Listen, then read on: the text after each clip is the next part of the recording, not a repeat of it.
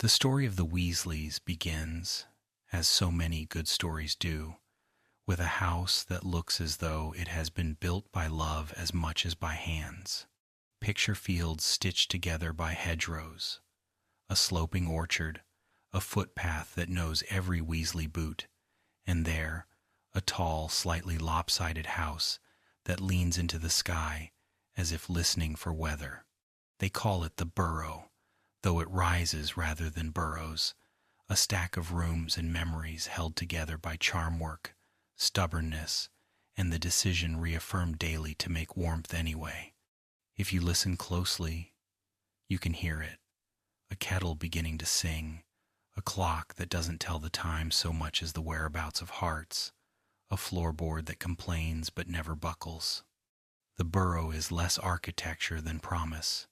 Come in, come in. There is space here, even when there isn't, and there will be bread, even when the pantry looks thin, and there will be laughter, even when the world forgets how. Before there were 7 children, and all that bright red hair, there were roots, a family line that is old enough to be respectable and poor enough to be teased, a pureblood name that refuses to do the cruel things some pureblood names do. In a society that can be snobbish about lineage, the Weasleys made a deliberate choice to measure worth differently. They passed down stories rather than heirlooms, recipes rather than jewels, and if the silver was mismatched and the teacups were chipped, well, chipped things hold the hand better. The ancestors in their frames do not look severe. They look as if they are about to argue about Quidditch or peel potatoes. From the beginning, the Weasleys' kind of pride has had muddy boots and flour-dusted sleeves. They know what they are, not the richest, not the grandest, but honest, merry, stubbornly kind. Devon holds them the way a palm holds a pebble close, warming it.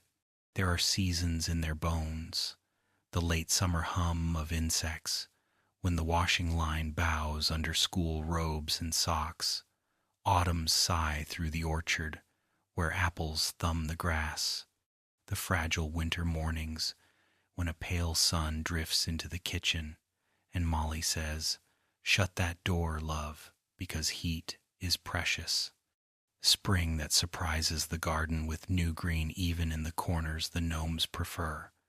The land does not mind their noise. It remembers the boys learning to fly and the girl learning to be louder than 6 brothers. It remembers Arthur coming home with a pocket full of muggle screws that he lets fall on the table like coins from a foreign kingdom. The fields witness everything and keep it all, patient and wide, as if to say, "Grow, I will hold you." The house was not raised in a day.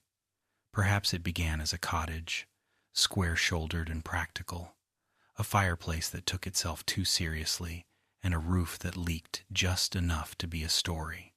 But then life happened, and life is untidy, and the house had to learn to accommodate, a room tacked on here for a crib and a rocking chair, another there for 2 boys who would not stop whispering after lights out, a sliver of stair squeezed in where a taller person learns to duck, windows where sunlight finds nap-time faces, cupboards that remember where the birthday candles are, and where the emergency treats are, and where the truly secret sweets are.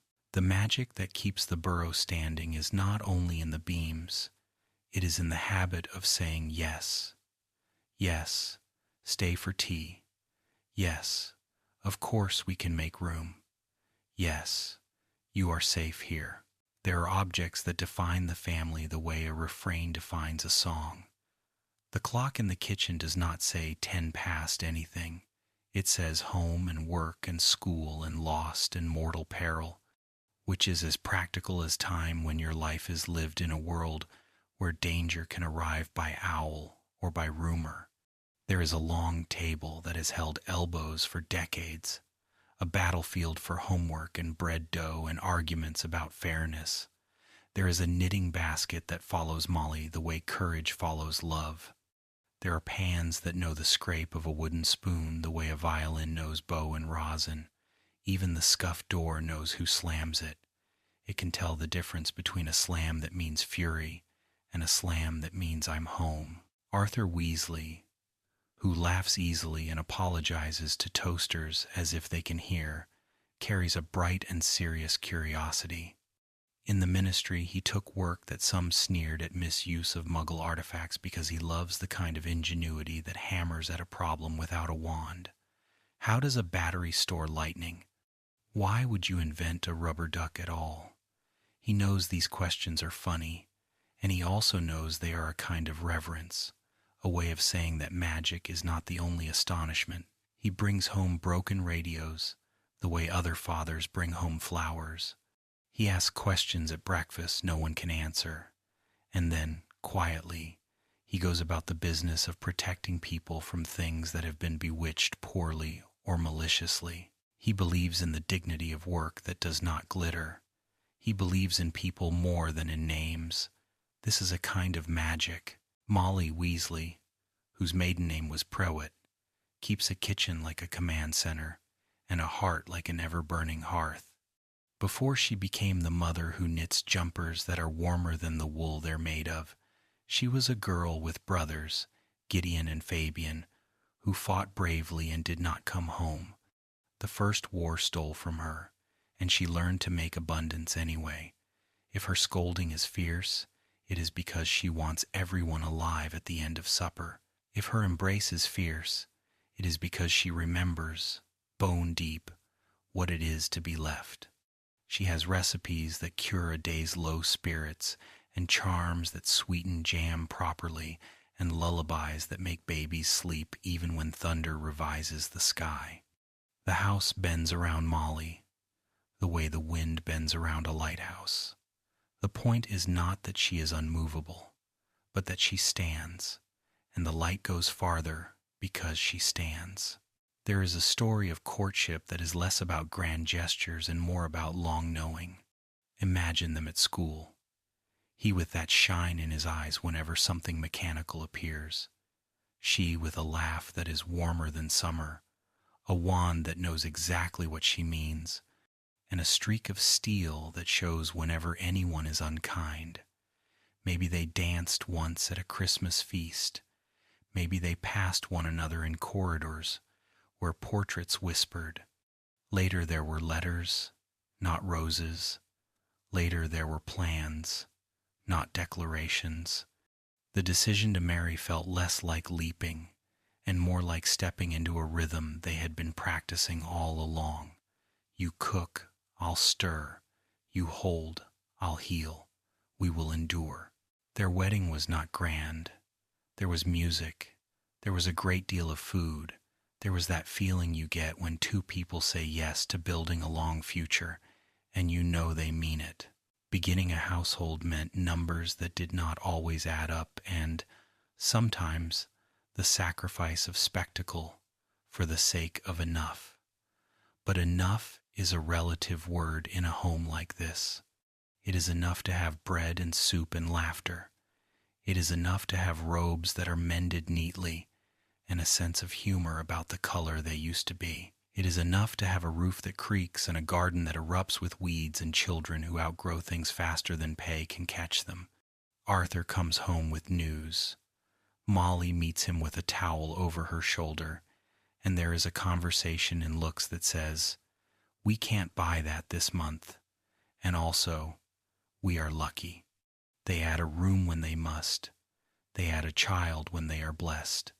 They add a place at the table whenever a friend, or sometimes a stray, knocks at the door. The first war brushes the windows with a black sleeve. It is quieter in rural lanes than in headlines, but fear travels as owls do, straight and fast. Molly's brothers, Gideon and Fabian, fight because that is what good people do when cruelty tries to claim the world. The news, when it comes, is both expected and impossible. There are black ribbons hidden in a drawer. There are letters kept because handwriting is a kind of voice. There is a pot on the stove because you still must eat. Arthur holds his wife's hand the way a man holds a rope at sea. They are not grand heroes. They are the kind of brave that mends and carries and keeps the door unlocked. The house, which has always been honest about the weather, learns to be honest about grief. Still, the kettle sings. Still, the hens lay eggs. Still, life insists. Carry on. Children arrive like stars, one, then another, then more than anyone thought they could afford, and exactly as many as their hearts can hold. William first, called Bill because that is friendlier to shout up a staircase. He is steady, a boy whose feet are planted but whose eyes are on the horizon, already measuring distances. Then Charlie, who learns fearlessness from the way wind speaks to broomsticks, and whose grin says the sky is a favorite story he intends to keep rereading. Percy arrives with a tidy mind and a belief in rules like ladders. He will climb them, he will polish them, he will count the rungs. Then the twins, Fred and George, born with laughter already lit like a fuse, fireworks in human form, mischief written into their bones in red ink, not because they do not take life seriously, but because they take joy seriously. Ron comes, long-limbed and open-faced, loyal as the day is long, quick to blush, quicker to forgive, a boy you would want beside you in any corridors, dark or bright. And last, Ginny, who is not an afterthought but an exclamation, quicksilver and flame, the kind of girl who learns early not to be overshadowed, and soon discovers that she casts a light of her own. With each child the house shifts to accommodate personhood. Shelves go up for books and for joke prototypes. Pegs are hammered in for Quidditch gear and scarves. The staircase grows a new creak that sounds like a greeting. Birthdays become a season of their own. Lopsided cakes and a chorus that is enthusiastic if not harmonious. There are hand-knit jumpers that will be too hot and worn anyway, because love has a temperature all its own. There are school lists that are deciphered with tea and size and budgeting that is a kind of advanced arithmetic and a little miracle. There are letters home and letters out, and the ritual of tearing open envelopes with butter on fingers and ink on thumbs. The gramophone borrowed, charmed, made to behave learns the same 3 records and never complains. The kettle rests only when everyone sleeps. The garden is a chapter that never ends. It contains, at any given moment, potatoes big enough to argue about, carrots that believe themselves valuable, a patch of flowers that Molly insists on because beauty is not frivolous, and gnomes who have not read the polite notice that says they are not welcome. Denoming day is part chore, part sport. A Weasley child takes a gnome by the ankles, spins it gently so that it becomes dizzy instead of injured, and sends it flying over the hedge while everyone shouts advice. There is a tree that has been climbed so often it leans affectionately toward the house, as if craving story time. There is a shed that contains both tools and secrets. Herbs hang from the rafters, drying in bunches that make the air smell green. Cats know they are tolerated but not indulged. Owls know someone will open the window even on the coldest night. The attic has its own personality and its own occupant, a ghoul who knows how to complain eloquently about the weather by dragging chains with dramaturgical flair. He grumbles when it rains, he thumps when nervous, he makes an excellent scapegoat when younger Weasleys need something to blame. In a family like this, even the haunting is a collaboration. The ghoul becomes a kind of mascot, then a private in the family army, then a decoy when the world again grows dangerous. Everything in the house gets conscripted eventually. Teacups, jumpers, the ghoul, courage. In a world that counts lineage like coin, somebody will always use the phrase blood traitor, a curse flung at people who choose love over superiority. The Weasleys have the unusual knack of hearing such words and converting them into fuel. If being a traitor to cruelty means being loyal to the decent, then traitor is a title they will accept. Supper is a place where values get discussed without anyone announcing that values are being discussed. Someone says, "Muggle born," with respect. Someone else says that's not fair, and means, "I am going to do something about it when I'm older." And Arthur tells a story about a parking meter that he opens like a puzzle box and can't quite reassemble. And Molly says, "Don't you dare bring that thing into my kitchen." And the children learn again, by osmosis, that justice is not abstract. It is a verb you conjugate daily. Money is a character in the household, a quiet, demanding, occasionally sulking presence. It means the second son wears the first son's robes. It means books arrive with other people's names in the front, and those names are crossed out in new ink. It means a wand is glued one too many times. It also means inventiveness. There are games that cost nothing and the kind of laughter that costs even less. There is the art of turning a small celebration into a large one by adding more noise. There is the practice of sharing, not because sharing is virtuous, but because it is inevitable and somehow always enough. And when money does arrive, a bonus, a gift, a success, the gratitude is not performative. It is relieved and real. And the first thought is, who else needs some of this? Some families bequeath empires. The Weasleys bequeath rituals. There is the sending off to platform 9 3/4 that always becomes a chaos of trunks and peppermint and last-minute reminders and someone realizing they cannot, in fact, find their rat. There is the end-of-term homecoming where the corridor smells like train and the house expands in spirit to take in the noise like lungs taking in air. There is Christmas when the paper crowns always slip and Molly's pudding is more tradition than dessert, and even if the twins have smuggled fireworks into the day, the ceiling has been charmed for just such a calamity. There is the midsummer evening when someone notices again how long the light lasts, and Bill says he's nearly ready to leave for a place that sounds like the word ancient, and Arthur stares at him with that look fathers get when they are trying to smile and trying not to show how fierce the love is, and doing both poorly. The Burrow is also the sort of place that keeps a door unlocked for people whose surnames are not Weasley. A neighbor who is lonely can be supplied with scones and a conversation about cabbages and the price of cauldrons.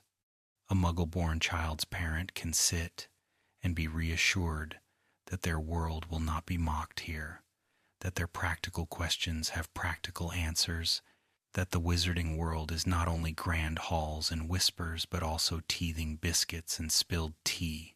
Later, though, that belongs to another part of the story.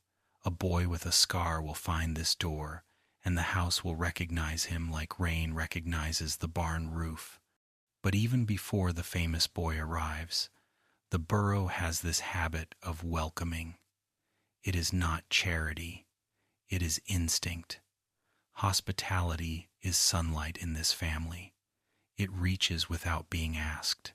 Arthur's fascination with Muggle things is not a hobby. It is a philosophy. He believes that understanding how other people live is a form of respect. The drawers in his workroom hold bottle caps lined up like tiny moons, bits of wire like metallic ivy, a watch that ticks when it wants and sulks when it doesn't. He could have climbed higher in the ministry if he had wanted to play the game the way others play it, but he prefers to sit at a desk where the work feels clean. Make sure cursed kettles don't scald. Make sure toasters don't bite. Make sure that enchantments are used for light, not for trickery. He comes home and tells stories that sound, to the children, like folk tales, of a bus that kneels, of a phone that remembers numbers, of a shop where the door opens by itself for everyone. He is building bridges, while everyone else is busy building gates. Molly keeps the accounts of the heart. She knows which child is too quiet and which is covering fear with a joke. She knows to press an extra slice of bread into a hand that doesn't ask for it. She knows when to command and when to coax. She is not afraid to cry in the pantry where no one can see, or to dance with a dish towel when the song on the wireless makes her feel 17. She writes to her children with underlines and exclamation marks, because enthusiasm is a kind of safety. When the world is gentle, she is its chorus. When the world is cruel, she is its shield. There are times, in the hush after supper, when she rests her elbows on the table and looks out the small kitchen window at the orchard and thinks of her brothers, and the look that passes over her face is not only grief, it is the decision again to turn grief into guardianship. If you stand outside the Burrow at twilight, the windows make squares of gold on the grass, and you can draw, just from those shapes, a map of love. In one square, someone is finishing homework and pretending not to need help. In another, someone is mending a robe with a spell that should work better than it does. In the largest square, a woman is stirring a pot with unnecessary vigor because she is worrying about something she cannot control. A man is pretending he knows where that clattering noise came from. Two boys are whispering. A third is pretending not to be listening. A fourth is building an argument for why his opinion is law. A girl is learning how to put her elbows on the table like a queen puts her elbows on a throne. It is all ordinary and therefore holy. People will say the Weasleys are just a family, as if just were a word that can bear that weight. They are not a symbol to themselves.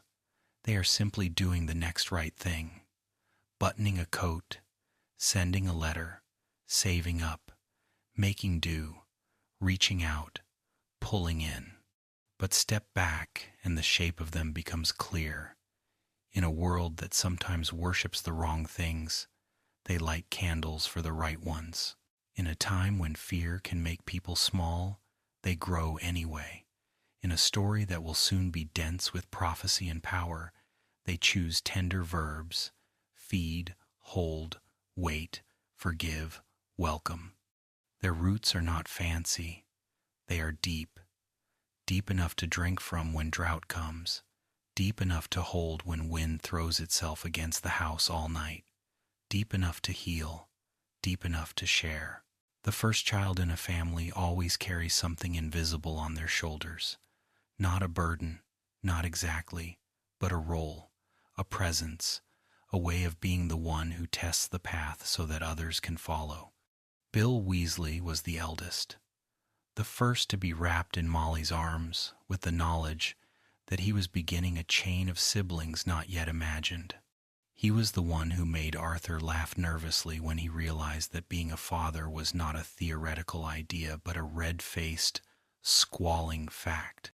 He was the one who taught the Burrow how to be quiet for nap times, then loud again for play.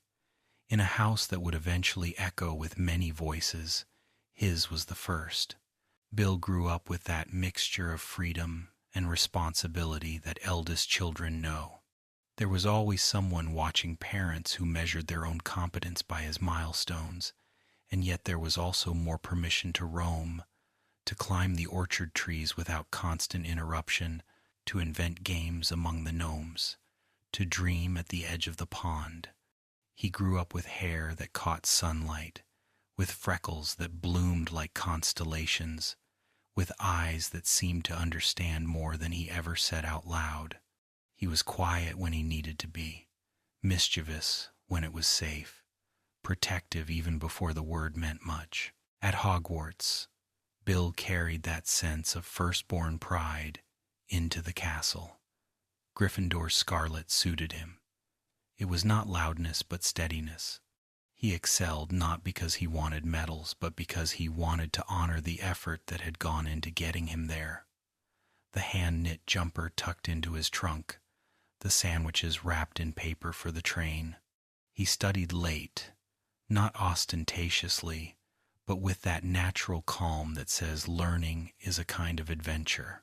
Charms came easily, transfiguration intrigued him, and even the puzzles of ancient runes began to whisper to him like an old language he was meant to recover. Teachers noticed, so did classmates.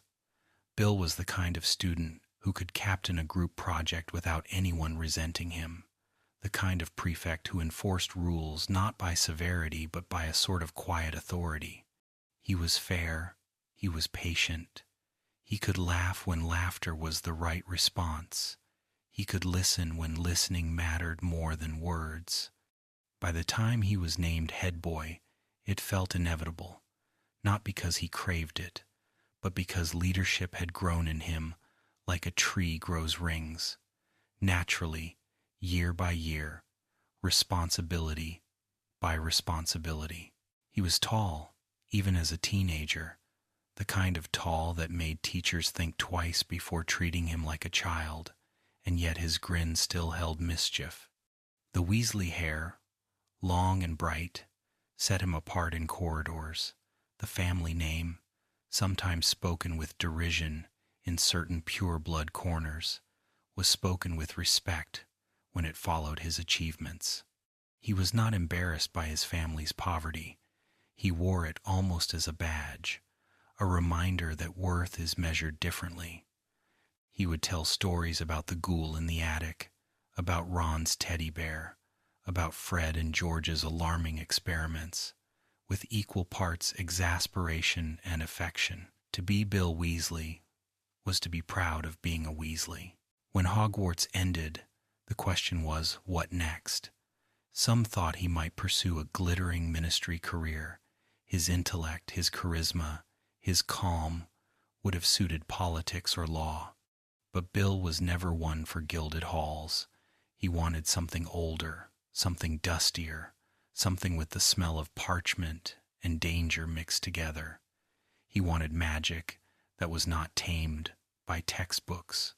And so he became a curse breaker, traveling to Egypt with Gringotts, unraveling wards that had been set centuries before his grandparents were born. Egypt suited him. The heat, the dry winds, the endless sun reflected in his hair. Tombs whispered to him with riddles carved in stone, and he listened, patient, persistent. He wore dragon-hide boots and an earring shaped like a fang, symbols of a life that was less conventional, more adventurous. The Bill who had been head boy did not vanish. He still carried that responsibility, that orderliness, but now it was braided with daring, with the kind of risk that makes a man's eyes gleam. To his siblings back home, Bill became larger than life, a figure in letters, a story to be told by the fire. To Ron, to Ginny, even to the twins, he was proof that a Weasley could be both extraordinary and entirely themselves. The distance did not diminish his family ties. Letters flew, packages arrived, holidays were treasured. He sent trinkets and enchanted toys, descriptions of pyramids that seemed too enormous to imagine. Molly scolded him for his hair length even by owl post. Arthur asked endless questions about the mechanical lifts of Muggle Cairo. And Bill wrote back, dutiful and amused, always careful to tell each sibling something personal, because he understood that leadership is not only about grand gestures, but also about small, steady kindnesses. When the shadow of Voldemort returned, Egypt did not seem far enough away. Bill came home not immediately, but decisively, when he realized that his family's safety and his world's freedom required presence more than distance. He returned not as the boy who had left, but as a man tested by curses, by solitude, by the weight of foreign stars. He carried scars not visible yet, but in the set of his shoulders, the alertness of his gaze. He was not only eldest brother now, he was a soldier, though he wore the role gently. The Order of the Phoenix welcomed him. His skills with wards, with ancient spells, with breaking enchantments were invaluable. He worked beside his father, beside Moody, beside others who knew that war was not glamorous but necessary. In meetings at the Burrow, he was the one who kept calm when tempers flared, who listened when younger voices cracked with fear. He was proud, not boastful, steady, not rigid. To see Bill in that time was to see someone who had managed to carry boyhood integrity into adult battle. And then there was Fleur Delacour, the Beauxbatons champion, the woman who seemed made of light and flame and unshakable poise. To some of his family, she seemed distant at first, too polished, too French, too critical. But Bill saw her truly, not as ornament but as equal. He admired her brilliance, her courage, her refusal to be diminished. She admired his steadiness, his kindness, his mixture of daring and respect.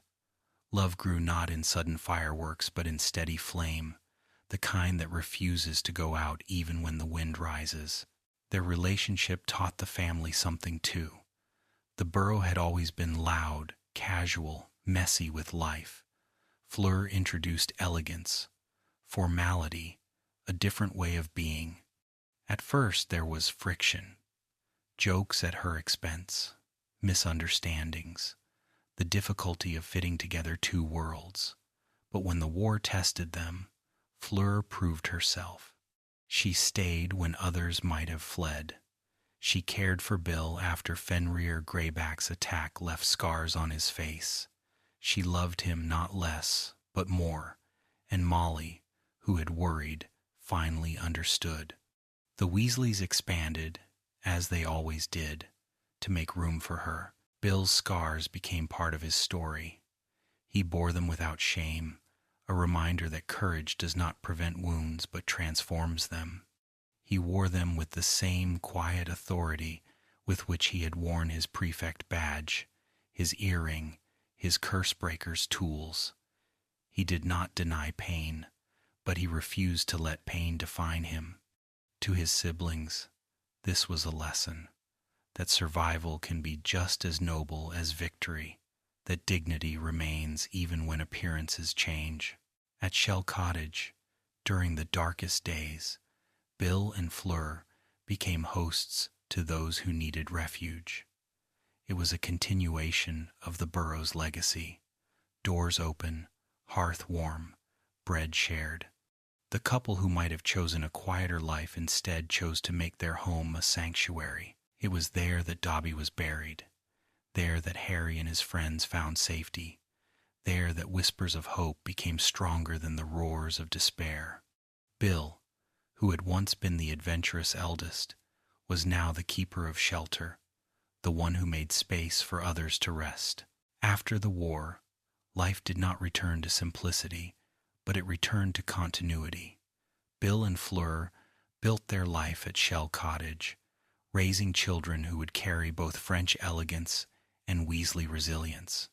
Bill continued to work with Gringotts, his knowledge of curses never outdated. He remained protective of his siblings, proud of his parents, affectionate toward Harry, who was both brother-in-law and brother in spirit. He grew into the kind of man whose presence steadies a room, even when he says little. What does Bill represent in the long story of the Weasleys? He is the proof that the eldest does not need to be authoritarian to lead. He is the reminder that dignity and daring can coexist. He is the bridge between tradition and adventure, between home and world. He is the son who left but always returned, the brother who went ahead but never forgot to look back. He is the man who could be scarred and still handsome, serious and still kind, responsible and still joyful. If you imagine him now, you can see him at Shell Cottage at dusk.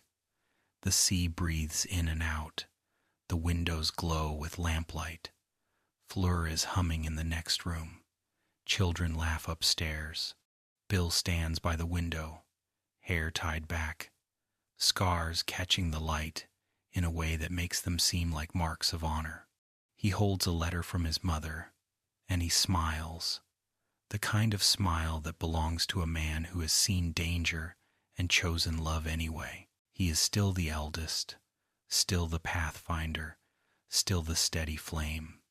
And if you close your eyes, you can almost hear his voice, calm and gentle, saying the words that all eldest siblings say in their own way. It's all right. I've gone first. You can follow now. Charlie Weasley was the second son, the boy who followed Bill. And in following, he discovered freedom. Bill had been the pioneer, the one who drew the careful lines of responsibility, the one who wore the badge and carried the expectation. Charlie, by contrast, found space to slip through the gaps, to live with more ease, to test the edges. Being second is often like that. You inherit less pressure, fewer watchful eyes, and in that space, you make your own kind of mischief, your own kind of light. Charlie grew up with laughter easier on his lips, with hands already reaching toward broomsticks, with a heart that seemed to beat to the rhythm of wings. He was a boy who loved the outdoors, who always seemed to be in the orchard or by the pond or scrambling up some impossible tree. Molly would call until her throat was tired, and he would appear, muddy-kneed and bright-eyed, carrying some treasure that was not treasure at all, a beetle, a feather, a smooth stone. Where Bill had been steady, Charlie was restless, and yet there was no malice in it. He was good-natured, generous, forever ready to share an apple or a joke or the last seat by the fire. He was small for his age in childhood, sturdy rather than tall, but he made up for it in sheer energy. At Hogwarts, he became known for one thing above all: flying. From his very first broom lesson, he seemed born to the sky. Some children grip too tightly, some wobble, some lurch forward with panic. Charlie seemed to relax the moment his feet left the ground, as if gravity had been holding him back all along. His Gryffindor teammates noticed quickly. By his second year, he was already being talked about. By his third, he was a star. As seeker, and later as captain, he turned Quidditch into something more than sport. It was art, a dance between broom and air. He had the kind of natural ability that makes onlookers gasp, but he also had the patience to teach younger players, the humility to laugh when he fell, the sportsmanship to shake hands even after a loss. Teachers admired him, though some despaired of his inattentiveness to subjects that did not interest him. He was clever enough, but he cared more for creatures than for essays, more for practice matches than parchment. Hagrid adored him. The two of them could often be found deep in conversation about hippogriffs or thestrals, about the peculiar habits of nifflers. Charlie had a gift with animals, a gentleness that came through even in his rough and tumble ways. He did not fear claws or teeth. He respected them, and that respect was returned. It was no surprise, then, that when Hogwarts ended, Charlie did not choose an office or a ministry department. He chose Romania, dragons, danger that burned with real fire. To some, it seemed reckless. To Molly, it was a source of worry so constant she almost became accustomed to it. But to Charlie, it was the only choice that felt like truth. He wanted to live where the air was sharp with adventure, where each day might bring a scar or a story, where he could be among creatures as fierce as his own spirit. Romania was rough country, mountains scarred with snow, valleys echoing with the beat of wings. There, Charlie found his calling. He worked with other dragon keepers, tough men and women who bore burns like medals, who spoke in short sentences and laughed in great bursts. He thrived among them, cheerful, competent, fearless. He learned the ways of each dragon species, the subtle difference in the sound of a growl, the twitch of a tail that meant anger or curiosity. He mucked out pens, he hauled meat, he cast protective charms. He bore the burns and the blisters with a grin, proud of each mark, as a reminder that he was doing work that mattered. Dragons suited him because they were not tame, and he never wanted to tame them. He admired their ferocity, their dignity, their refusal to bow. They were dangerous, yes, but to Charlie, danger was not an enemy. It was a kind of honesty. Dragons did not pretend. They were what they were. He could respect that. He loved their colors, the shimmer of scales, the way fire poured from their mouths like molten truth. He loved their unpredictability. Where others saw monsters, he saw marvels.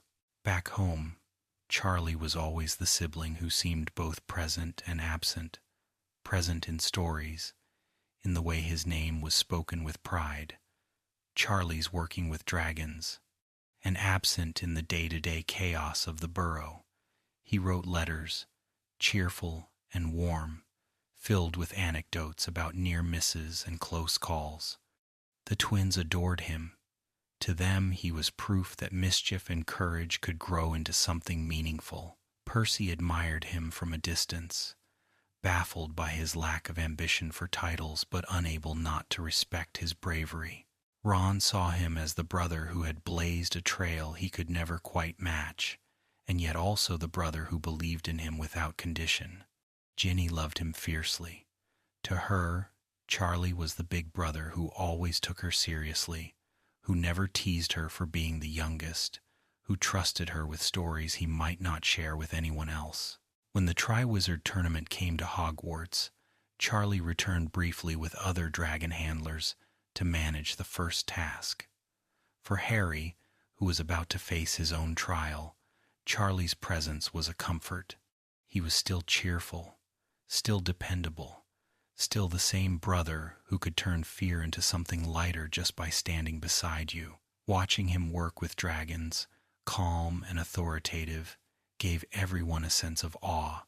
Here was Charlie, their brother, their son, their friend, handling creatures that could kill with a flick of a tail and smiling as though it were just another day's work. In the Second Wizarding War, Charlie's role was quieter than some. He did not stand daily in the halls of the Ministry, nor was he constantly at Harry's side, but he fought. He recruited for the Order. He trained others.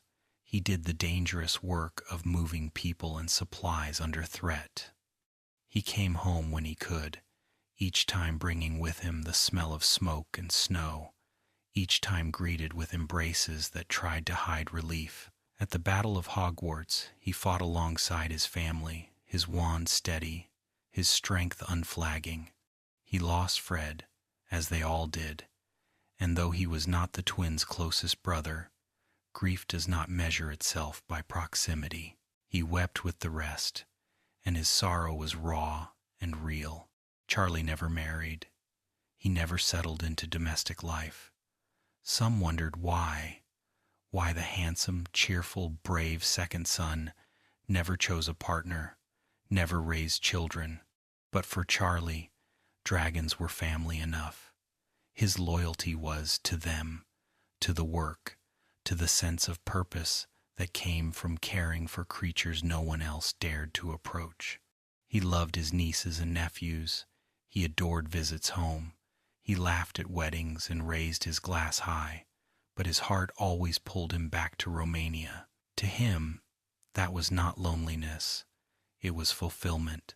Charlie's story is not one of glory in the conventional sense. He did not defeat a Dark Lord. He did not sit in a headmaster's chair. He did not change laws or win championships. His life was quieter, wilder, simpler, and yet in many ways he embodied the essence of Gryffindor as much as anyone. Courage, loyalty, daring, a refusal to back down. He lived honestly, doing work he loved, helping where he could, never pretending to be more or less than he was. He was content, and contentment is its own kind of victory. Imagine him now.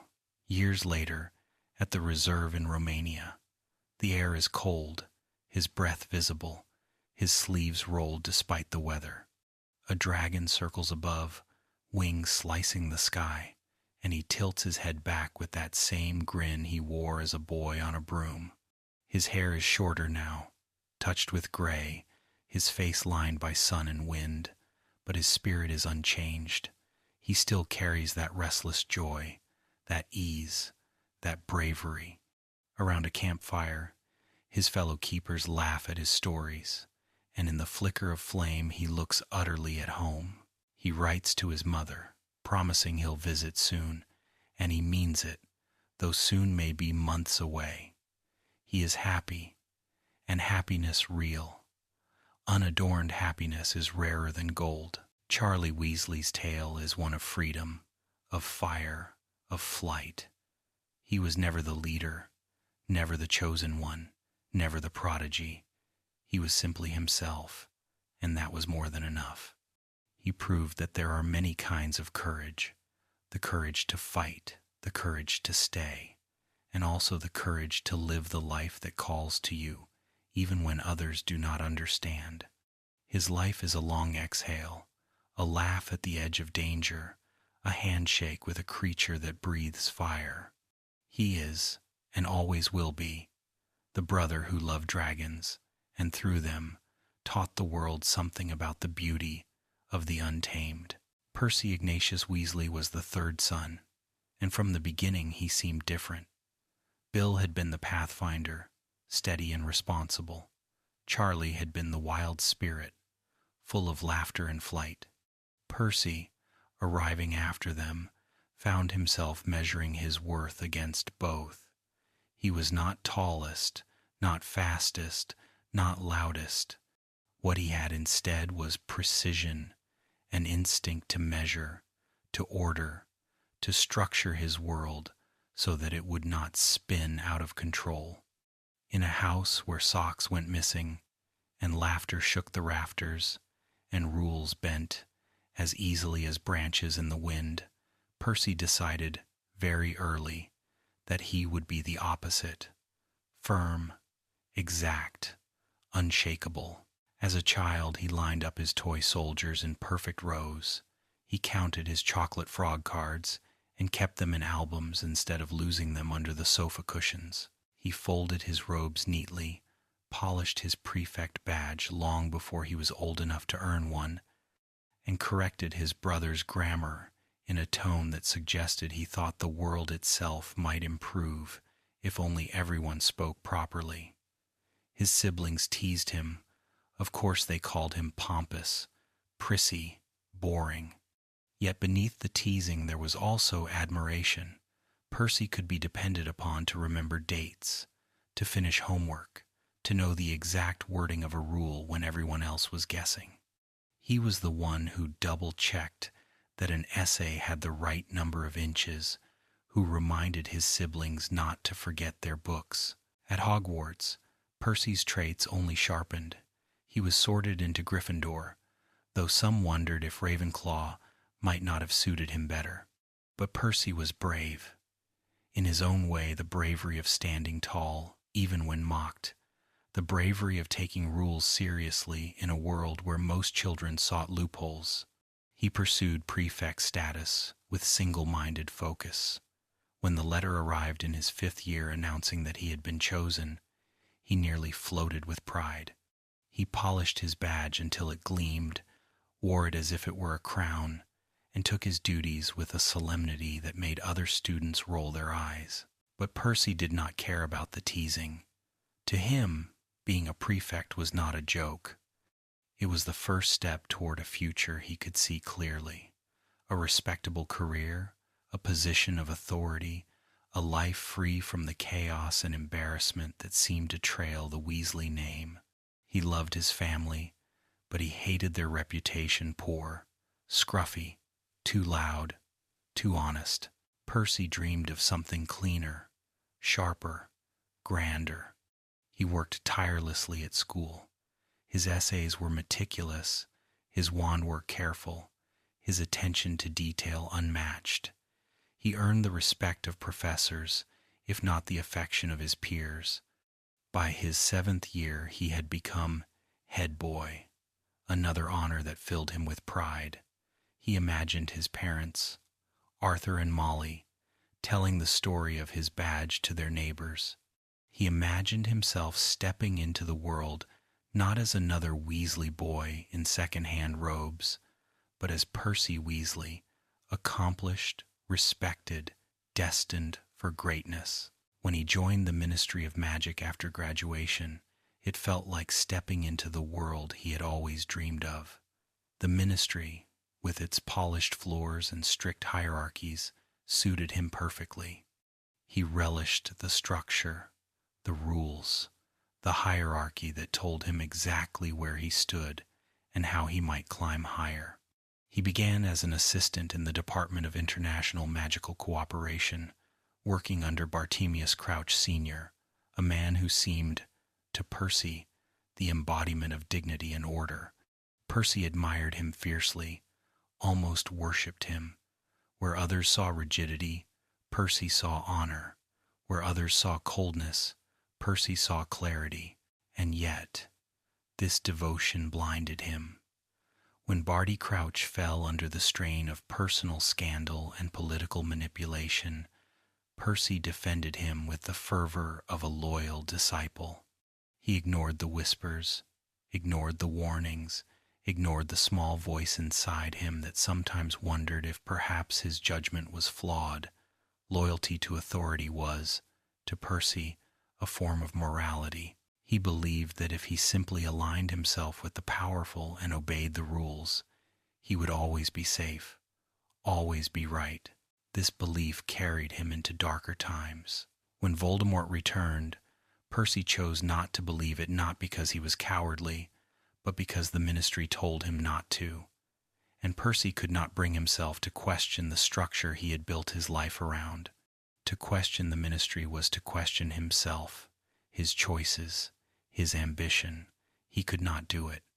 He clung to his desk, his title, his polished quill, as if they were lifeboats in a storm. The estrangement from his family came slowly, then suddenly.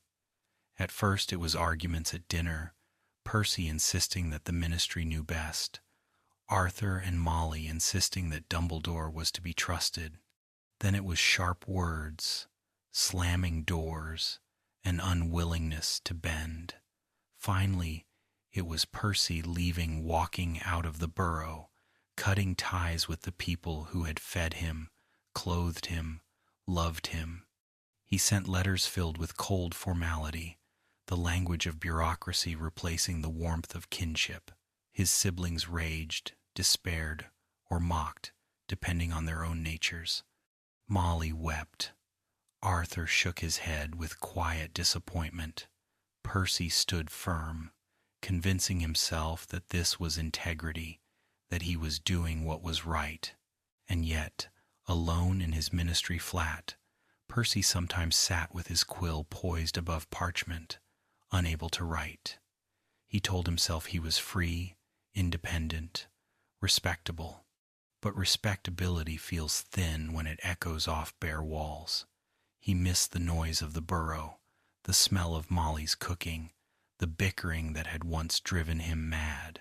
He missed, most of all, being known not as a title, not as an assistant, not as a cog in the ministry machine, but as Percy, son, brother.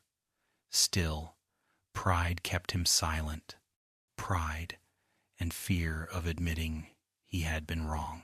The breaking point came at the Battle of Hogwarts.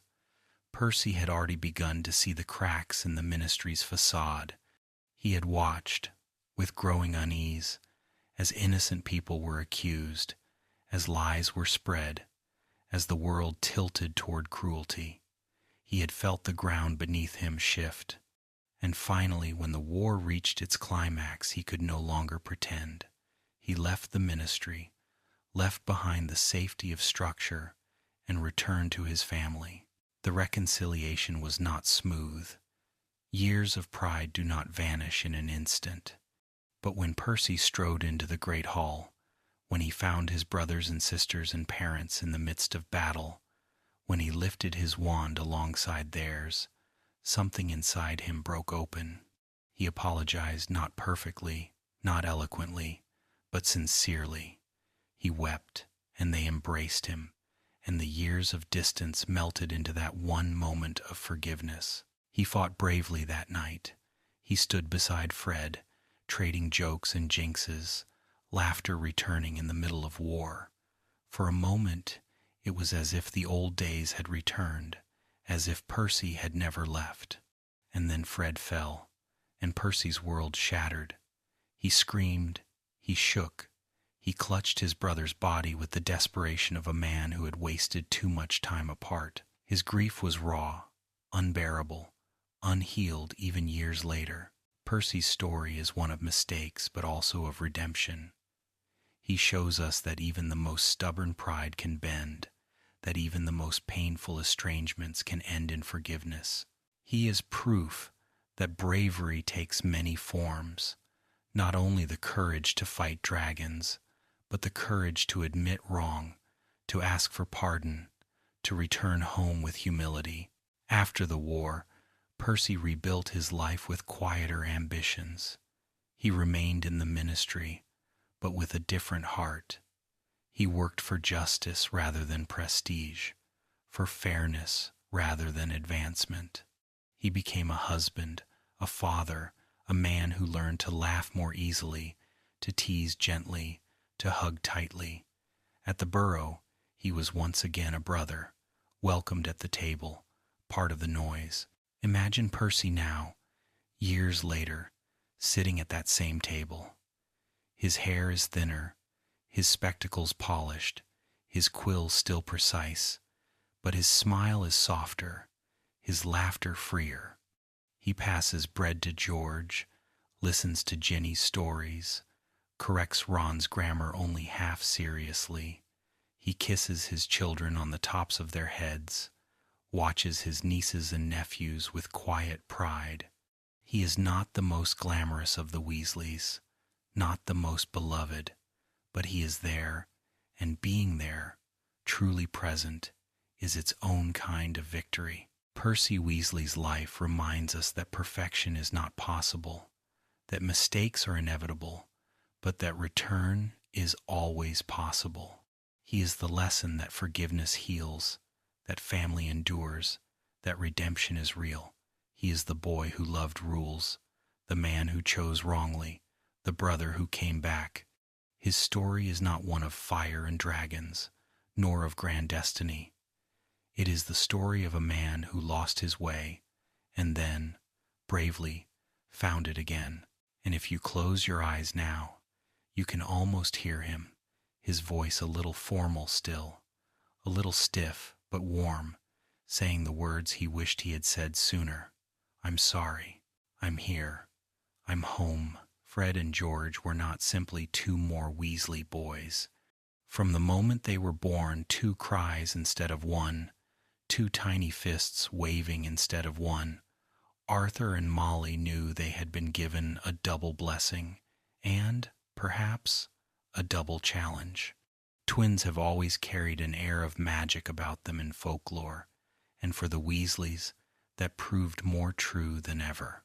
Fred and George were alike enough to confuse neighbors, alike enough to confuse teachers, and alike enough to confuse even their own family sometimes. Yet they were also distinct, two sparks of the same flame that flickered in slightly different patterns. From the beginning, they were mischief. Not mischief in the cruel sense, but mischief in the life-affirming way that fills a house with unpredictable laughter. While Percy lined up his books, and Ron toddled after Ginny, the twins plotted. They plotted how to charm the ghoul in the attic into moaning a tune at night. They plotted how to sneak extra biscuits when Molly's back was turned. They plotted how to switch jumpers at Christmas so that one wore F and the other wore G, but each insisted they had been misassigned. The Burrow shook with their antics. If a pile of soot erupted from the fireplace without explanation, it was Fred and George. If the chickens squawked because someone had enchanted their feathers to glitter gold, it was Fred and George. If Molly screamed because fireworks had somehow gone off indoors, you could be certain it was Fred and George. They lived not by rules, but by the thrill of bending them. And yet, even in their chaos, there was brilliance. Their minds worked differently from their siblings. Where others saw objects, the twins saw possibilities. A rubber band was not just for holding things, it might be the skeleton of a slingshot. A cauldron was not just for brewing, it might be the casing for an explosion. They were inventors from the start, even if their inventions were crude. When they arrived at Hogwarts, the castle itself seemed to welcome them like an old friend. The tricks, staircases, the talking portraits, the hidden rooms, they were not obstacles to Fred and George, but invitations. They learned the castle's secrets faster than most professors, mapping it in their heads until it was a playground. And then came the Marauder's map, gifted by Harry in their 3rd year. That map was destiny. It was as if the castle had been waiting to hand its secrets to its rightful heirs. Fred and George thrived in Gryffindor House, though they sometimes stretched even the lion's definition of bravery. Their pranks were not timid. They set off fireworks in the Great Hall, turned Slytherin's hair-shocking shades, and filled corridors with swampy chaos that even professors secretly admired.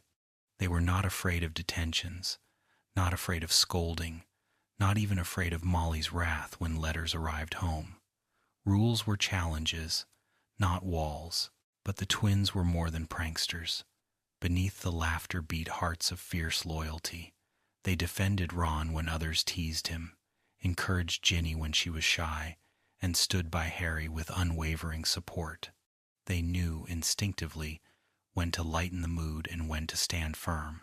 When darkness crept into Hogwarts, when fear hung heavy, Fred and George responded with humor, a weapon sharper than most realized. Laughter, to them, was defiance.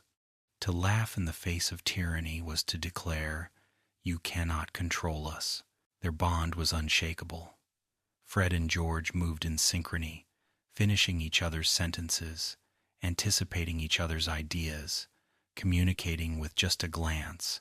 To watch them in conversation was to watch a dance of thought, 2 minds sparking against one another until mischief burst forth like fire.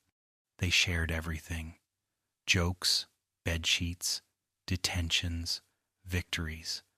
They were 2 halves of a single joke, never complete without the other. After school, their creativity crystallized into Weasley's Wizard Wheezes. What had begun as pranks became business. Their shop in Diagon Alley was more than a storefront. It was a temple to invention. Shelves groaned with products, skeeving snack boxes for skipping classes, extendable ears for eavesdropping, Peruvian instant darkness powder for quick escapes. The shop hummed with the same energy that had once rattled the Burrow, now transformed into enterprise. Wizards and witches flocked there, not only for toys, but for courage. In dark times, their laughter was resistance. Yet success did not shield them from war.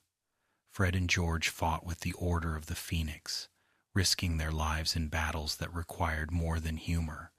They were brave not only in throwing jokes at Death Eaters, but in casting spells, protecting the vulnerable, standing shoulder to shoulder with their family. Humor did not erase fear, but it gave them strength to face it. The Battle of Hogwarts was their crucible. They returned to the castle where they had once ruled corridors with pranks, only now the stakes were mortal. Fred fought fiercely, still cracking jokes in between spells, still turning fear into laughter. He stood beside Percy, who had finally returned, and in that rare moment of reconciliation, the brothers laughed together. For once, Percy was not the butt of the joke but part of it, and the sound was healing. Then came the explosion. One moment Fred was laughing, his eyes bright with triumph, and the next he was gone. The castle shook, the laughter died, and silence filled the space where joy had lived. George collapsed beside him, refusing to believe, refusing to let go. For the first time, George was alone. Half of the flame had been extinguished. Fred's death was a wound that would never heal. For Molly, it was unbearable. For Arthur, it was grief held quietly, steadying others even as his own heart broke. For Ginny, it was the loss of a protector. For Ron, it was the silencing of the brothers who had always pushed him forward. But for George, it was incomprehensible. He had never existed without Fred. To be George alone felt impossible. And yet, slowly, painfully, George learned to live. He returned to the shop, because to let it close would have been to betray Fred's dream. Every product on the shelf carried Fred's fingerprint. Every joke whispered in the aisles echoed Fred's laughter. George threw himself into the work, grieving through creation. He married Angelina Johnson, who understood his pain, and together they built a family. But Fred's absence was always present, a shadow behind every smile. Still, George laughed again. He laughed because Fred would have wanted it, because laughter was their inheritance, because to stop laughing would have been to let Voldemort win long after he was gone. Every time George cracked a joke, every time he charmed a customer, every time he saw a child's eyes light up in his shop, Fred was there. Fred and George's legacy is not only in inventions or pranks, it is in the lesson they embodied, that joy is a weapon, that humor is courage, that even in the darkest corridors of Hogwarts, a firework can split the night sky and remind everyone that light still exists. Their story is not only one of loss, but of endurance. One twin fell, but the other carried their laughter forward, ensuring it would echo for generations. And so, when you think of the twins, do not think only of their jokes or their tricks. Think of their hearts bold, mischievous, unbreakable. Think of the Burrow shaking with laughter, of Hogwarts filled with fireworks, of Diagon Alley glowing with orange boxes and bright banners. Think of them standing shoulder to shoulder, twin flames defying darkness. Close your eyes, and you can still hear them. A whisper, a chuckle, two voices blending into one. Mischief managed. Ginny Weasley was the youngest of 7 children, and from the very beginning, that shaped everything about her life. In the Burrow, surrounded by 6 older brothers, she learned quickly that she would not always be the loudest voice, nor the strongest, nor the one who could simply demand attention. Instead, Ginny developed her own kind of resilience, quiet at first, watchful, absorbing the rhythms of her chaotic household, and then, when the time was right, stepping forward with a fire that surprised even those who thought they knew her best. Her parents, Molly and Arthur, loved her fiercely. To them, she was their only daughter, the last child they would raise, and so Ginny was cherished, perhaps even a little spoiled with affection. Molly knitted her jumpers with extra care, and Arthur delighted in her curiosity about the strange Muggle objects he brought home. Yet at the same time, Ginny was never shielded from the rough and tumble nature of her brothers. They teased her, tossed her into games, sometimes left her behind.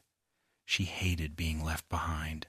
She wanted to run with them, fly with them, prove that she was just as capable.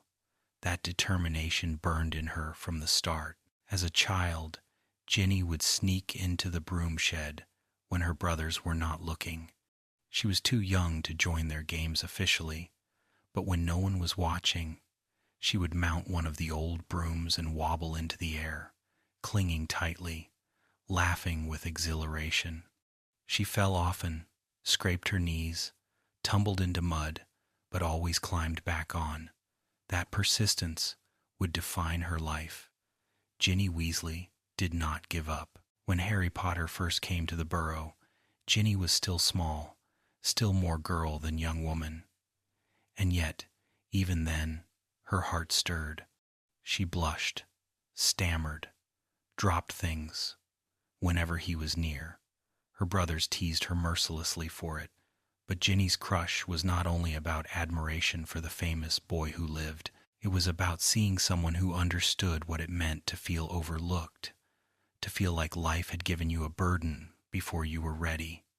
Harry carried his scar, his fame, his loneliness. Ginny carried her place as the youngest, the one always compared, always underestimated. They recognized something in each other, even if it took years to surface fully. Her first year at Hogwarts was both magical and terrifying. She had longed to attend, had imagined herself walking through the great stone halls, casting spells, playing Quidditch, joining the adventures she had heard her brothers describe. But instead, she found herself entangled with Tom Riddle's diary, a cursed object that preyed on her insecurities, her loneliness, her desire to be heard. Ginny poured herself into that diary, telling its secrets, confiding fears. She thought she had found a friend, someone who understood, but in truth, she had fallen into Voldemort's snare. The possession nearly killed her. She woke in the Chamber of Secrets, life-draining, and only Harry's courage saved her. For years afterward, Ginny carried the weight of that trauma silently. She did not speak often of what had happened, but rather than break her, the experience steeled her. She learned what it meant to be vulnerable, to be controlled, and she vowed never again to let fear silence her. By her later years at Hogwarts, Ginny had transformed. No longer the shy girl who blushed around Harry, she became bold, quick-witted, sharp-tongued. She hexed boys who crossed her, stood up to teachers when necessary, and proved herself on the Quidditch pitch. She inherited not only her mother's fiery temper but her father's curiosity and her brother's mischievous streak. She was, in many ways, the perfect combination of all the Weasley traits: loyal, brave, clever, and unafraid to laugh. Ginny also found her voice in Dumbledore's army. When Umbridge ruled the school with her pink tyranny, Ginny did not cower. She joined Harry, Hermione, Ron, Neville, and others in practicing defense, honing her magic, preparing for the battles that loomed. She cast powerful spells, showed courage that impressed even the older students, and proved that being the youngest did not mean being the weakest. Her relationship with Harry blossomed slowly. For years, Ginny had harbored feelings for him, but she learned to live beyond them, to build her own identity. That independence is what eventually drew Harry to her. He saw in Ginny not just Ron's little sister, but a strong, capable witch who matched his own courage. When they kissed in the Gryffindor common room after a Quidditch victory, it felt inevitable, as if the years of waiting had finally converged into a single moment of recognition. Their love was tested by war. Harry broke up with her to protect her, to keep her safe. But Ginny never wavered. She understood his choices, but she also knew her own heart. During the final battle, she fought fiercely, refusing to be left behind, refusing to be coddled. She dueled with Death Eaters, stood her ground, and embodied the Gryffindor spirit in full. The Battle of Hogwarts marked Ginny forever. She lost Fred, her brother who had made her laugh more than anyone. She saw friends die, saw her school scarred, saw her world nearly consumed by darkness. But she also saw victory, saw Voldemort fall, saw light return. Out of that crucible, Ginny emerged stronger still. In the years after the war, Ginny pursued her passion for Quidditch, playing professionally for the Holyhead Harpies. She soared across skies, not just as the youngest Weasley, not just as Harry's love, but as herself, Ginny, fierce and free. Later, she would marry Harry, raise children, and build a life rooted in both love and resilience. But she never lost her fire. Even as a mother, she carried her wand at the ready, her temper sharp, her laughter quick. Ginny Weasley's story is one of growth, from overlooked little sister to one of the strongest witches of her generation. She reminds us that being underestimated can fuel strength, that trauma can forge resilience, that love can grow best when rooted in independence. If you imagine her now, perhaps she is at the Burrow once more, sitting at the kitchen table, laughter echoing as her children race through the halls. Perhaps she glances out the window toward the broom shed, remembering the girl who once sneaked inside to fly alone. That girl still lives within her, but now she has wings that carry her far. Ginny Weasley, flame-haired and lion-hearted, will always burn brightly in the story of the wizarding world. Ronald Bilious Weasley was born into noise, warmth, and clutter. He arrived into a family already bustling with brothers Bill, Charlie, Percy, and the twins, and he came just before Ginny, the final addition. From the start, Ron felt what it meant to be both middle and overshadowed. He grew up in the shadow of Bill's quiet brilliance, Charlie's athletic grace, Percy's ambition, and Fred and George's irresistible energy. He loved them, admired them, but also longed to be seen as something more than another Weasley. At the Burrow, Ron's childhood was shaped by both love and lack. There was never absence of affection. Molly and Arthur adored each of their children, yet there was absence of material wealth. Ron wore hand-me-down robes that smelled faintly of his brothers, used second-hand wands, played with toys that bore dents from years of use. To him, these were daily reminders that he was not special, not new, not shining with anything of his own. That quiet insecurity would weave through his life, even as he grew taller and stronger, even as he laughed louder than anyone else. Ron was lanky as a boy, his limbs a little too long, his freckles scattered across a face that rarely hid what he felt. He blushed easily, scowled when teased, laughed with abandon. He had a temper that flared quickly, but it burned out just as fast. Most of all, he was loyal. Loyalty ran through him as deeply as the red in his hair. He might bicker with his siblings, snap at his friends, storm away in anger, but when it mattered, when danger pressed close, Ron was there. His first journey to Hogwarts changed everything. It was on that train that he met Harry Potter, the boy who would become his best friend, his brother in all but blood. Their friendship began over shared sweets, over laughter about chocolate frogs and Bertie Bott's beans, over the simple ease of being themselves in each other's company. For Harry, who had known loneliness, Ron was warmth. For Ron, who had known overshadowing, Harry was someone who saw him, not as Bill's brother or Fred and George's tag-along, but as Ron. At Hogwarts, Ron's life blossomed in ways both joyful and painful. He became part of the famous trio, Harry, Hermione, and Ron. Together they faced trolls, mysteries, and dangers that no first year should ever have to face. Ron's role was often underestimated. Hermione was the brains, Harry was the hero. But Ron was the glue, the heart, the friend who brought laughter in the darkest times. And yet, his insecurities followed him.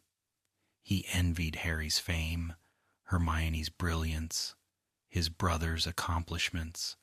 Sometimes that envy bubbled into anger. He walked away more than once, convinced he was not enough, convinced he was unnecessary. But always, he returned, because beneath the doubt, Ron's loyalty never wavered. He loved fiercely, and that love always called him back. Quidditch gave Ron a chance to shine, As keeper for Gryffindor, he battled not only opposing teams but his own nerves. When he succeeded, the roar of the crowd lit him from within. When he failed, he shrank into himself, convinced he was a joke. But each game, each save, each victory chipped away at his doubt. Slowly, he learned that courage was not about being fearless, but about standing firm even when your knees shook. His relationship with Hermione grew slowly, too. At first, they bickered endlessly, her precision clashing with his laid-back nature. But beneath the arguments was a growing respect, a growing affection. He noticed her bravery, her kindness, her brilliance. She noticed his humor, his loyalty, his hidden depths. It took years for them to admit what others had long suspected, but when they finally came together, it was as if two halves of the same heart had found each other. The war changed Ron profoundly. Hunting Horcruxes with Harry and Hermione forced him to confront his deepest fears. The Locket Horcrux preyed on his insecurities, whispering of unworthiness, feeding his jealousy. He faltered, he left. But leaving was his breaking point, and his return was his redemption. When he plunged into the icy waters to save Harry, when he destroyed the locket with the sword of Gryffindor, he proved that his loyalty was stronger than any doubt. At the Battle of Hogwarts, Ron fought with everything he had. He dueled Death Eaters, protected the wounded, and stood beside Hermione and Harry to the very end. He saw Fred fall, and grief seared him. Yet even in that pain, he kept fighting, because stopping would have dishonored his brother's sacrifice. After the war, Ron's life did not lead to glory in the way Harry's did, nor to books and lectures as Hermione's did. Instead, Ron found his place in quieter ways. He worked briefly at the ministry, then joined George at Weasley's Wizard Wheezes, bringing laughter and livelihood back into his family's orbit. He married Hermione, raised children, and built a life rooted not in fame but in love. Ron's story is not about perfection. It is about imperfection embraced, about flaws that never outweighed loyalty. He was insecure, jealous, quick-tempered, sometimes careless. But he was also brave, loving, funny, and steadfast. He was the friend who would stand in front of you when danger came, even if he shook as he did it. In the end, Ron Weasley represents the courage of the ordinary. He was not chosen, not prophesied, not destined. He was simply a boy who loved his family, loved his friends, and chose again and again to stand beside them.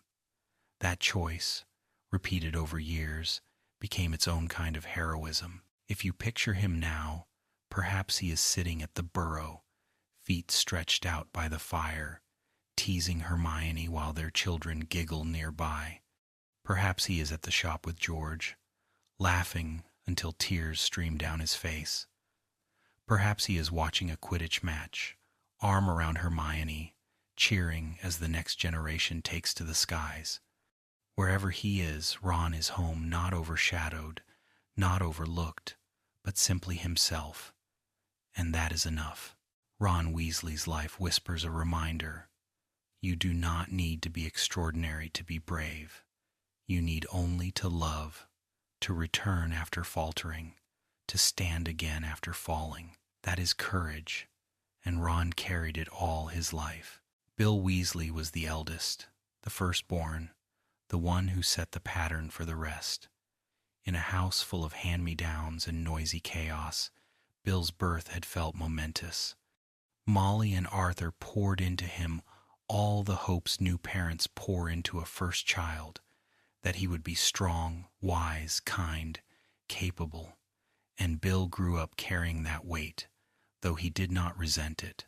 He wore responsibility almost naturally, as if he had been born with a sense of how to guide, how to lead. As the eldest, Bill saw each sibling arrive after him, and with each new baby, He became both more brother and more guardian. He helped Percy with reading, gave Ron piggyback rides, laughed at the twins' pranks even while pretending to scold them. Ginny adored him, following him with wide eyes, and Bill never brushed her away. He was stylish. Too, by the time he grew older, he sported long hair, dragon hide boots, and an earring that Molly sniffed at but secretly admired. Bill walked into a room and seemed, somehow, older than his years, steadier, cooler, as though he carried a bit of the world's wisdom already. At Hogwarts, Bill excelled.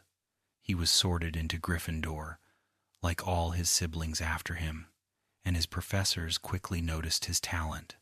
He was smart enough for Ravenclaw, ambitious enough for Slytherin, but his bravery was what defined him. Bill became a prefect, then head boy, collecting honors with quiet pride. Unlike Percy, he did not polish his badge obsessively. For Bill, authority was not about rules but about guiding others, about protecting those who needed it. After school, he chose a path that surprised some, curse-breaking for Gringotts in Egypt. It was dangerous work, filled with ancient magic and deadly enchantments. Bill walked among tombs where shadows whispered, deciphered runes that could unravel sanity, broke through curses that had slept for centuries. Yet he relished it. To him, danger was not something to fear, but something to master. Egypt suited him: the sun, the sand, the mysteries buried beneath stone, and it gave him independence, a chance to be more than simply the eldest brother back at the Burrow. Bill's return to England during the rise of Voldemort marked a shift. He joined the Order of the Phoenix, standing against darkness with the same steady courage he had shown since childhood. He married Fleur Delacour, a union that some in his family doubted at first, thinking her vain or distant. But Bill saw her true heart, her loyalty, her fire, and Fleur proved herself in ways none could deny. When Bill was mauled by Fenrir Greyback, scarred and forever changed, Fleur stood beside him, fierce in her love. That love, that resilience, became part of Bill's strength. Charlie, meanwhile, followed a different path. Born just after Bill, he did not carry quite the same weight of expectation. Where Bill was steady and polished, Charlie was wild and earthy. He loved the outdoors, loved physical challenges, loved creatures others feared. As a boy, Charlie was the one climbing trees, diving into ponds, wrestling with his brothers until they collapsed in laughter.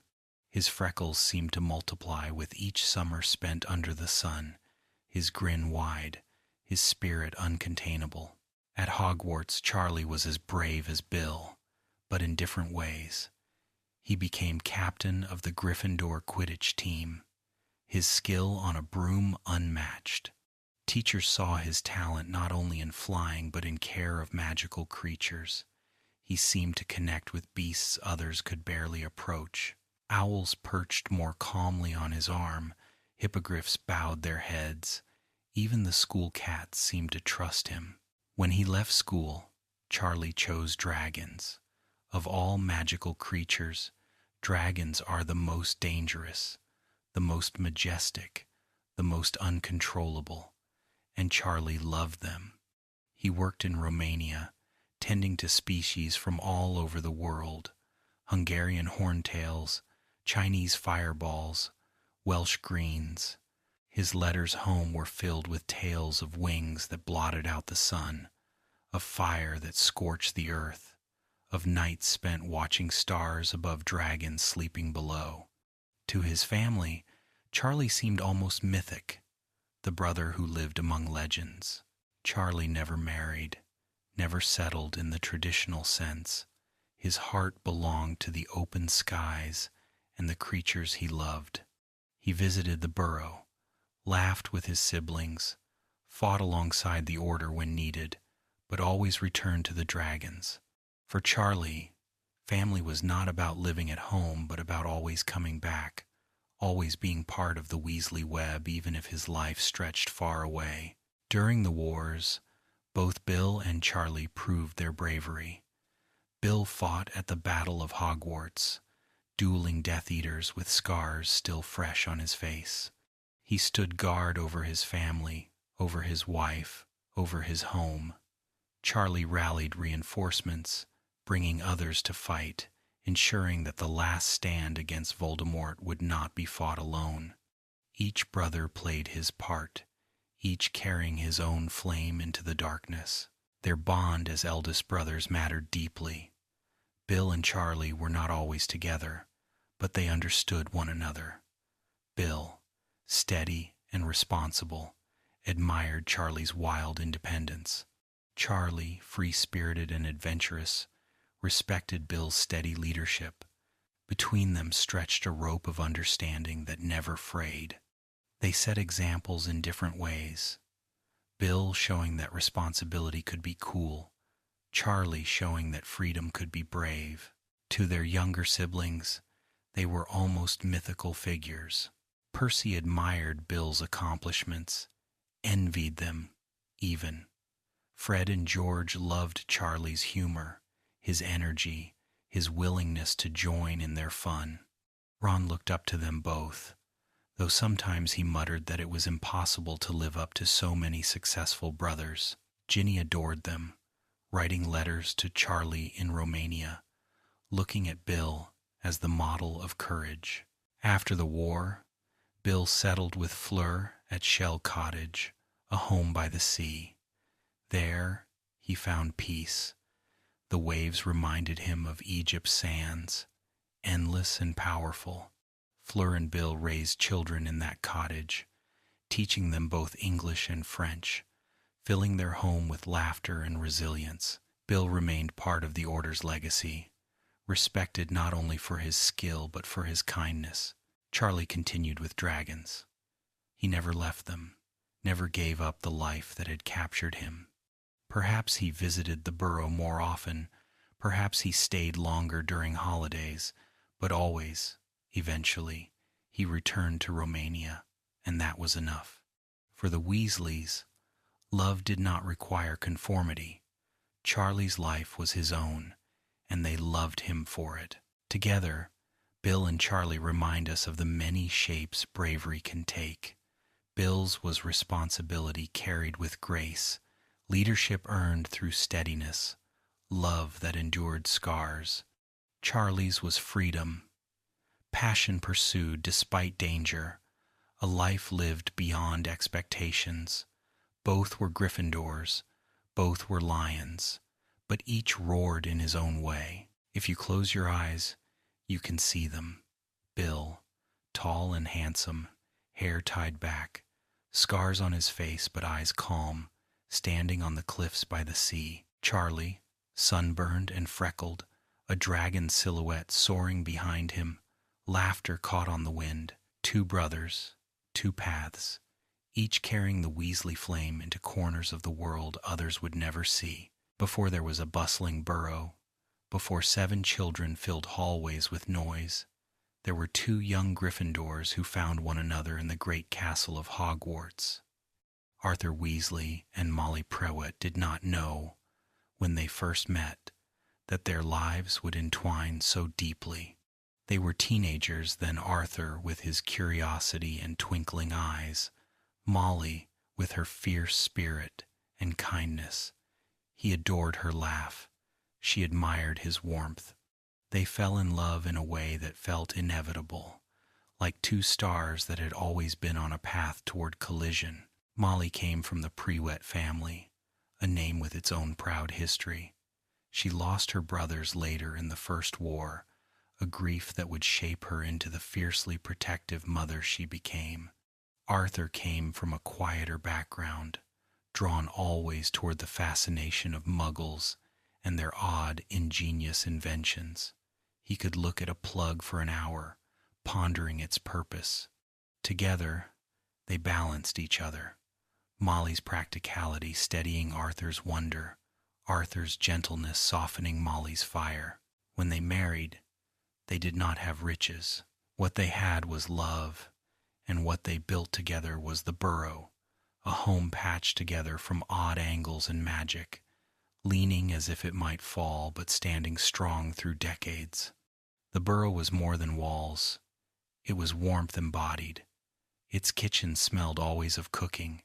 Its living room glowed with a roaring fire. Its yard teemed with chickens, gnomes, and laughter. To visitors, it seemed chaotic, cluttered, messy. To those who lived there, it was sanctuary. Molly became the heart of that home. She cooked, she knitted, she scolded, she hugged. Her voice could rise in thunder when her children misbehaved, but her arms were always ready to comfort when they cried. She made each child feel, in their own way, cherished. Even when resources were scarce, Molly found ways to make birthdays special, Christmas magical, and ordinary days filled with warmth. Her jumpers, always slightly itchy, always hand-knit, were more than clothing. They were love, stitched into every thread. Arthur was the gentler hand. He worked at the ministry in a modest position, heading the misuse of Muggle artifacts office. To some, his career seemed unimpressive, even laughable. But Arthur loved his work. He loved the mystery of Muggle contraptions, the ingenuity of those without magic. His fascination was never mocking, it was reverent. To him, Muggles were remarkable for thriving without wands. He spent his evenings tinkering in the shed, collecting plugs, batteries, rubber ducks, trying to understand them.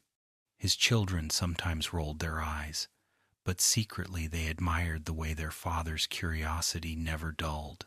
Together, Arthur and Molly raised 7 children. Each came with their own quirks, their own needs. Bill, steady and responsible. Charlie, wild and adventurous. Percy, ambitious and precise. Fred and George, mischievous and inseparable. Ron, insecure yet loyal. Ginny, fiery and determined. Arthur and Molly adapted for each, offering what love they could. They were not perfect parents. Molly's temper sometimes frightened her children. Arthur's absent-mindedness sometimes left burdens on her shoulders, but their love was unquestionable, woven into every moment. Raising such a large family was no easy feat, especially with limited means. The Weasleys knew poverty in a way that others did not. Their robes were patched, their wands second-hand, their books borrowed. But Arthur and Molly never let their children feel ashamed of what they had. They taught them that love mattered more than wealth, that courage mattered more than status, that kindness mattered more than ambition. Their home may have been shabby compared to Malfoy Manor, but within its walls lived more joy than any mansion could contain. When the wars against Voldemort darkened the world, Arthur and Molly stood firm. During the First War, they shielded their children as best they could, even as Molly mourned the deaths of her brothers Fabian and Gideon Prewitt. That loss seared her heart with fear, fear of losing more, fear of burying her own children. It made her fiercer still. She became protective to the point of being overbearing, but beneath it all was terror born of love. In the Second War, when Voldemort rose again, the Burrow became more than a home. It became a headquarters, a refuge, a target. Molly and Arthur opened their doors to the Order of the Phoenix, housing meetings, providing safety, feeding warriors. Their kitchen table saw not only family meals but strategies whispered late into the night. Their courage was quiet but steadfast. They did not seek glory. They sought to protect, to endure, to keep their family safe while also standing against tyranny. Molly's defining moment came at the Battle of Hogwarts. For years she had been seen as the warm, scolding mother, more comfortable with a wand stirring a pot than dueling in corridors. But when Bellatrix Lestrange turned her wand toward Ginny, Molly erupted with a fury that shook the hall. "Not my daughter, you bitch!" she roared, and the words carried not only through stone walls but through history. In that moment, Molly was every ounce a Gryffindor, a lioness protecting her cub. She dueled Bellatrix with ferocity, with skill born not of training but of love, and she triumphed.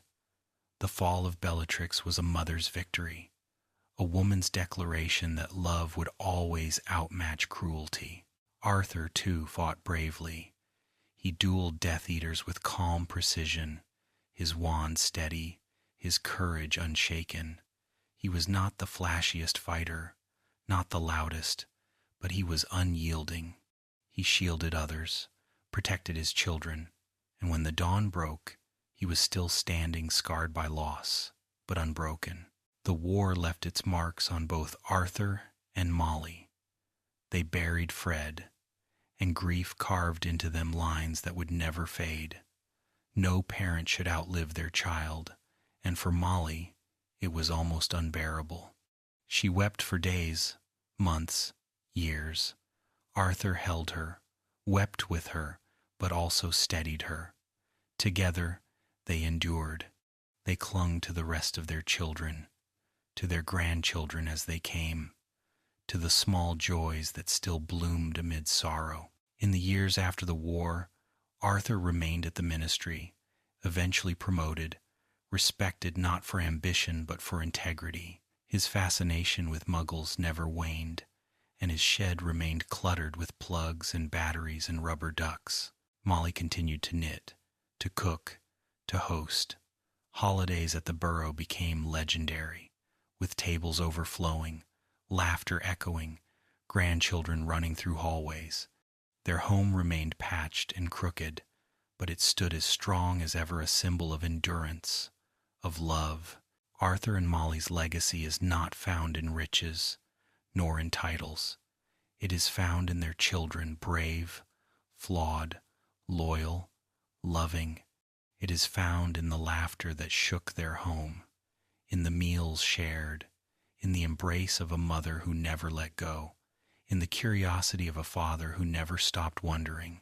If you imagine them now, perhaps they are sitting side by side in the Burrow's kitchen. Molly is knitting, her needles clicking, while Arthur fiddles with a broken radio, muttering about how Muggles managed to get sound from wires. Around them, the house hums with life children's laughter, the crackle of fire, the scent of stew. They glance at each other, eyes meeting, love deep as the first day they spoke at Hogwarts. Arthur and Molly Weasley are the heart of the Weasley story. Without them, there would be no Burrow, no family, no legacy of courage. They remind us that heroism is not only found in battlefields but in kitchens, in bedtime stories, in patched jumpers, in unwavering devotion. They remind us that love, ordinary, stubborn, everyday love, is the greatest magic of all. The war had ended, and though the scars remained on bodies, in memories, in hearts, life began to stitch itself back together. For the Weasleys, this was never simple. They had lost Fred, and that loss was not something that could be mended with time. It sat at the table with them during meals. It echoed in corridors during holidays. It lived in the pauses of George's laughter. Yet, in the way of families that endure, they learned not to erase the pain but to live alongside it. The Burrow remained full, noisy, and alive, even if a part of it always ached. Bill and Fleur built their life at Shell Cottage, the sea crashing against cliffs outside their windows.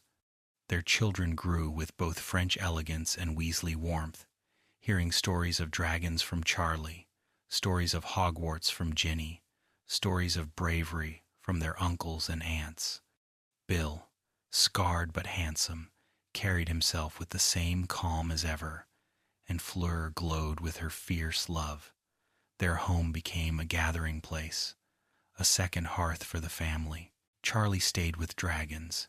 He never married, never settled into domestic life, but he was content. His letters still arrived by owl, filled with sketches of scales, descriptions of wingspans, and the occasional scorch mark where fire had licked too close. He visited for Christmas, filling the burrow with stories that made children gasp and laugh. He carried freedom in his spirit, and his family respected that. Percy softened. He married, raised children, and balanced his work at the ministry with family dinners he never again took for granted. He was still precise, still formal, but there was a warmth beneath his seriousness now, a readiness to laugh, a willingness to admit when he was wrong. His children grew, knowing a father who had once stumbled badly, but who had learned how to return, how to seek forgiveness, how to be steady again. George carried the heaviest burden. Fred's absence never left him, but he kept Weasley's wizard wheezes alive. The shop remained a beacon of light in Diagon Alley, filled with inventions, pranks, and laughter. Customers came not only to buy, but to remember. George married Angelina Johnson, and together they raised children who carried both sorrow and joy in their heritage. George's laughter was quieter than before, but when it came, it was rich, heartfelt, real.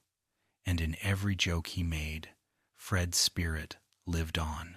Ron and Hermione built a life together that blended love, bickering, laughter, and brilliance. They raised children who inherited their stubbornness and courage. Ron worked with George for a time, then found his place supporting his family, never needing to be the center of the world, content in being part of it. Hermione, with Ron always at her side, changed laws, reformed the ministry, and fought for justice.